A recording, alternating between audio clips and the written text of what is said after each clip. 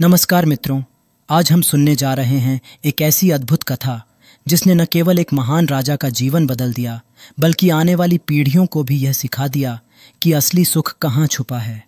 यह कथा है मिथिला नरेश राजा जनक जी की, जो माता सीता के पिता भी थे। राजा जनक का राज्य अत्यंत समृद्ध था। हर ओर खुशहाली, सोना चांदी, रत्न जवाहरात की चमक थी। जनता उन्हें न्यायप्रिय और ज्ञानी शासक मानती थी। ऐसा लगता था कि मानो उन्हें जीवन में और कुछ चाहिए ही नहीं।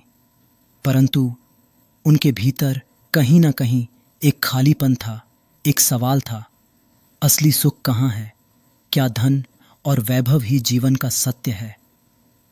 एक रात मिथिला के महाराज जनक ने एक विचित्र स्वप्न देखा। उन्होंने देखा कि उनका पूरा राज्य, उनकी संपत्ति और उनका वैभव सब कुछ छिन गया है। वह निर्धन होकर जंगल में भटक रहे हैं। जैसे ही वह भूख से व्याकुल होकर भिक्षा लेने गए, किसी ने उनकी झोली से रोटी छीन ली। उस अपमान और पीड़ा से व्याकुल होकर राजा की नींद अचानक टूट गई। राजा ने पाया कि वह अपने शाही शयन कक्ष में हैं, रत्न जटित पलंग पर सोए हैं। लेकिन उस स्वप्न ने उनके भीतर एक तूफान खड़ा कर दिया।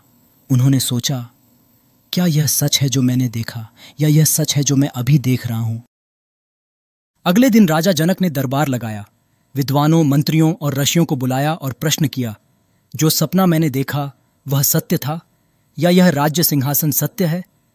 आखिर वास्तविकता क्या है? सभा मौन हो गई। कोई उत्तर न दे सका, क्योंकि यह प्रश्न सामान्य ज्ञान से परे था।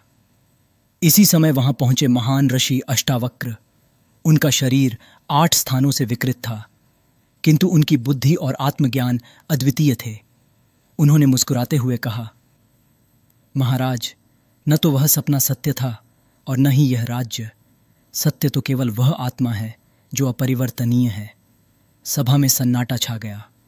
अष्टावक्र ने आगे कहा, जैसे स्वप्न में राज्य और निर्धनता दोनों असत्य हो गए, वैसे ही यह जागृत अवस्था का सुख दुख भी असत्य है। केवल आत्मा ही शाश्वत है, वही वास्तविक है। राजा जनक ने उस क्षण गहरी शांति का अनुभव किया। उनकी आंखें बंद हो गईं और उन्हें अपने भीतर वही सत्य दिखाई दिया। उन्होंने अनुभव किया कि न तो सुख उन्हें बांध सकता है और न दुख। न राज्य का वैभव शाश्वत है, न विपत्ति का भय। उस दिन से राजा जनक केवल नाम मात्र के राजा रहे।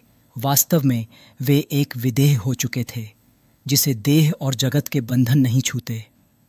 प्रिय मित्रों, यह कथा हमें यह सिखाती है कि संसार का हर सुख और दुख क्षण भंगुर है, सपने की तरह आता है और चला जाता है। यदि हम आत्मा को पहचान लें तो कोई भी दुख हमें विचलित नहीं कर सकता। यही आत्मज्ञान है, यही शाश्वत सत्य है। इसलिए संतों ने कहा है, न सुख सत्य है, न दुख सत्य है। सत्य है केवल आत्मा, जो अनंत और अजर अमर है। राजा जनक की इस कथा से हमें यही सीख मिलती है कि जीवन का असली उद्देश्य आत्मा के सत्य को पहचानना है।